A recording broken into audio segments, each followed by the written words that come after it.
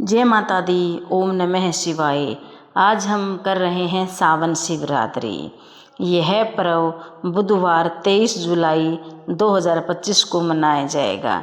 चतुर्थी तिथि की शुरुआत सुबह 4:39 से होगी।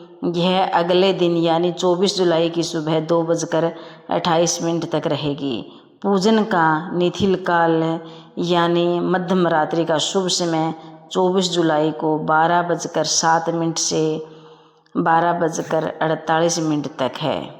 पूजा विधि: प्रातःकाल उठकर ब्रह्म मुहूर्त में स्नान करें, पूजा का संकल्प लें, घर या मंदिर में शिवलिंग की स्थापना करें, उस पर गंगा जल, दूध, दही, शहद, घी और शक्कर पंचामृत से अभिषेक करें।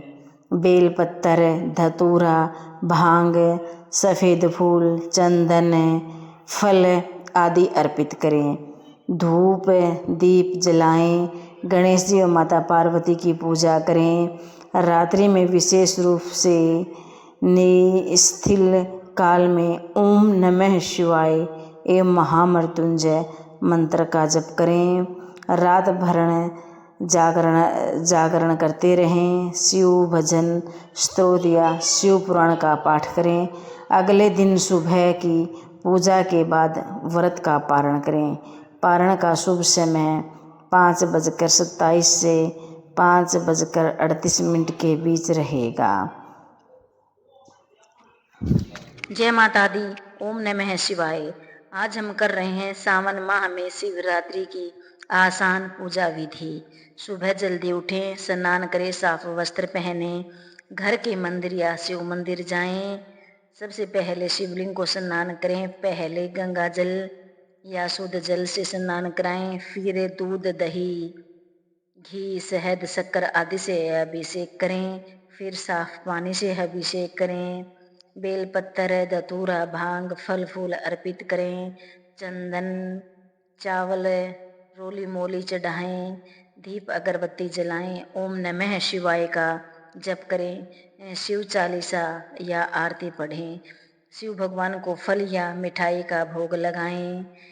व्रत कथा कहें। शिवरात्रि की व्रत कथा इस प्रकार है। एक बार चित्रभानु नामक एक शिकारी था। वह पशुओं की हत्या करके अपने कुटुंब को पालता था। एक साहूकार का ऋणी था, लेकिन ऋण समय पर न चुका सकने पर क्रोधित साहूकार ने उसको शिव मठ में बंदी बना लिया। संयोग से उस दिन शिवरात्रि थी। बंदी रहते हुए शिकारी मठ में शिव संबंधी बातें सुन रहा था। वहीं उसने शिवरात्रि व्रत की कथा सुनी। संध्या होने पर साहूकार ने उन्हें बुलाया और ऋण चुकाने के लिए पूछा।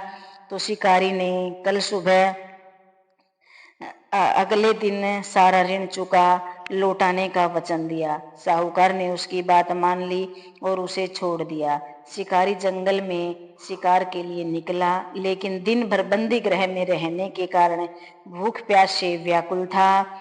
सूर्यास्त होने पर वह एक जलाशय के समीप गया और वहां एक घाट के किनारे एक पेड़ पर थोड़ा सा जल पीने के लिए लेकर चढ़ गया, क्योंकि उसे पूरी उम्मीद थी कि कोई न कोई जानवर अपनी प्यास बुझाने के लिए यहाँ जरूर आएगा। वह पेड़ बेल पत्थर का था। उसी बेल के नीचे शिवलिंग भी था, जो सूखे बेल पत्रों से ढके होने के कारण दिखाई नहीं दे रहा था। शिकारी को उसका पता न चला। भूख और प्यास से थका वो उसी पर मैचान पर बैठ गया। मैचान बनाते समय उसने जो टहनियाँ तोड़ी वे संयोग से शिवलिंग पर गिरी।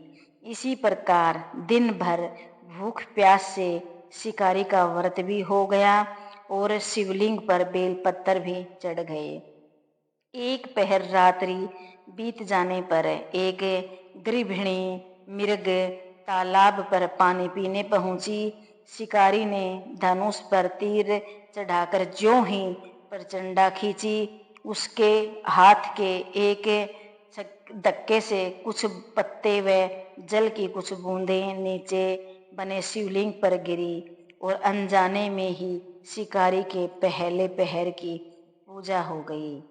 मृगणी बोली, मैं अभी गर्भिणी हूँ, शीघ्र ही प्रसव करूंगी। तुम एक साथ दो जीवों की हत्या करोगे, जो ठीक नहीं है।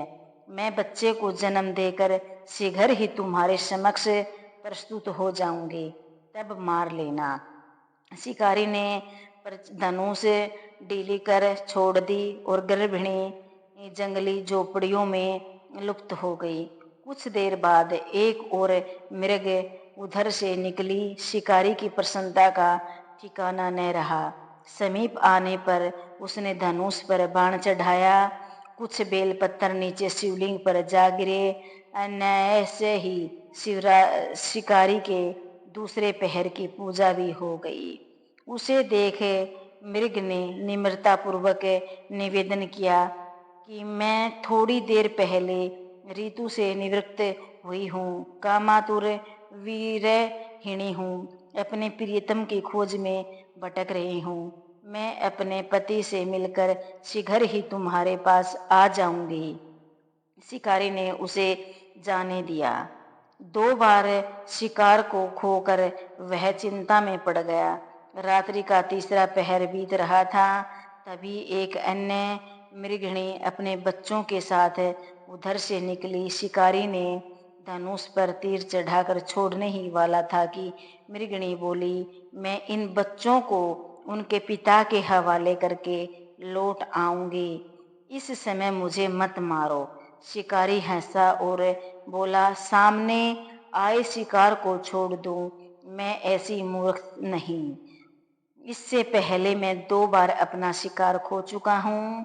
मेरे बच्चे भूख प्यास से तड़प रहे होंगे। उत्तर में मृगणी ने फिर कहा, जैसे तुम्हारे अपने बच्चों की ममता सता रही है, ठीक ही मुझे भी इनकी फिक्र है। इसलिए सिर्फ बच्चों के नाम पर मैं थोड़ी देर के लिए जीवन दान मांग रही हूँ। मेरा विश्वास करो, मैं इन्हें इनके पिता के पास छोड़कर तुरंत से लौटने की प्रतिज्ञा करती हूँ। मृगणी की दीन सवर वाणी सुनकर शिकारी को उन पर दया आ गई। उसने उसे मृगणी को भी जाने दिया। शिकार के अभाव में बेल वृक्ष पर बैठा शिकारी बेल पत्थर तोड़ तोड़ कर नीचे फेंकता जा रहा था। उसकी तीसरे पहर की पूजा भी शरत ही संपन्न हो गई। पो फटने को हुई तो एक हष्ट पुष्ट मृग उसी रास्ते पर आया। शिकारी ने सोच लिया कि इसका शिकार वह अवश्य करेगा। शिकारी की तनी प्रचंडा देखकर मृग विनीत स्वर में बोला, भाई, यदि तुमने मुझसे पूर्व आने वाली 3 मृगणियों तथा छोटे छोटे बच्चों को मार डाला हो तो मुझे भी मारने में विलंब न करो, ताकि मुझे उनके वियोग में एक क्षण भी दुख न सहना पड़े। मैं उन मृगणियों का पति हूँ। यदि उन्हें जीवन दान दिया है तो मुझे भी कुछ क्षण का जीवन दान देने की कृपा करें। मैं उनसे मिलकर तुम्हारे समक्ष उपस्थित हो जाऊंगा। मृग की बात सुनकर शिकारी ने सारी कथा मृग को सुना दी। तब मृग ने कहा, मेरी तीनों पत्नियां जिस प्रकार प्रतिज्ञाबद्ध होकर गई हैं, वे मेरी मृत्यु से अपने धर्म का पालन नहीं कर पाएंगी। अतः तुम मुझसे उन्हें विश्वास पात्र मानकर छोड़ना है। वैसे ही मुझे भी जाने दो। मैं सबके साथ तुम्हारे सामने शीघ्र ही उपस्थित होता हूँ। उपवास, रात्रि जागरण तथा शिवलिंग पर बेलपत्र चढ़ाने से शिकारी का हिंसक हृदय निर्मल हो गया था। उसके हृदय में भगवत भक्ति का वास हो गया था। उसके हाथ से धनुष तथा बाण छूट गए और उसने मृग को जाने दिया।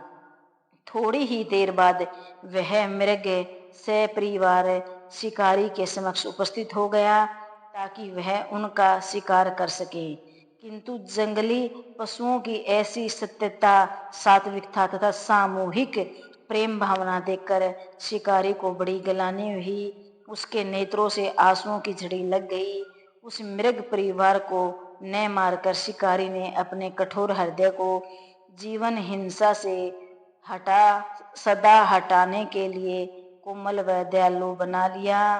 देवलोक से समस्त देव समाज भी इस घटना को देख रहे थे। उनके ऐसा करने पर भगवान शंकर ने प्रसन्न होकर तत्काल उसे अपने दिव्य स्वरूप का दर्शन कराया तथा उसे सुख समृद्धि का वरदान देकर ग्रह नामक नाम प्रदान किया। यही वह गुह था जिसके साथ भगवान श्री मित्रता की थी। इस प्रकार महाशिवरात्रि की पूजन पौराणिक कथा समाप्त हुई। अब है गणेश की व्रत कथा। एक बुढ़िया माई थी, मिट्टी के गणेश जी की पूजा करती थी। रोज बनाए रोज गल जाए, रोज बनाए रोज गल जाए। एक सेठ का मकान बन रहा था। वो बोली पत्थर का गणेश बना दो। मिस्त्री बोले जितने समय में हम तेरा पत्थर का गणेश गढ़ेंगे उतने में तो अपनी दीवार न खींचेंगे। बुढ़िया माई बोली राम करे तुम्हारी दीवार टेढ़ी हो जाए। अब उनकी दीवार टेढ़ी हो गई। वो चिने और डहा देवे, चिने और डहा देवे। इस तरह करते करते शाम हो गई। शाम को सेठ आया। उसने कहा आज कुछ भी नहीं किया। वो कहने लगे एक बुढ़िया माई आई थी, वो कह रही थी मेरा पत्थर का गणेश गढ़ दो। हमने नहीं गढ़ा। उसने कहा तुम्हारी दीवार टेढ़ी हो जाए। सेठ ने बुढ़िया माई बुलाई। सेठ ने कहा हम तेरे सोने का गणेश गढ़वा देंगे, हमारी दीवार सीधी कर दो। सेठ ने बुढ़िया माई को सोने का गणेश गढ़ा दिया। सेठ की दीवार सीधी हो गई। जैसे सेठ की दीवार सीधी हो वैसे ही सबकी दीवार सीधी करना कहते सुनते हुकारा भरने। यह थी शिवरात्रि और गणेश की कहानी। वीडियो अच्छी लगी हो तो चैनल को लाइक और सब्सक्राइब करें। धन्यवाद।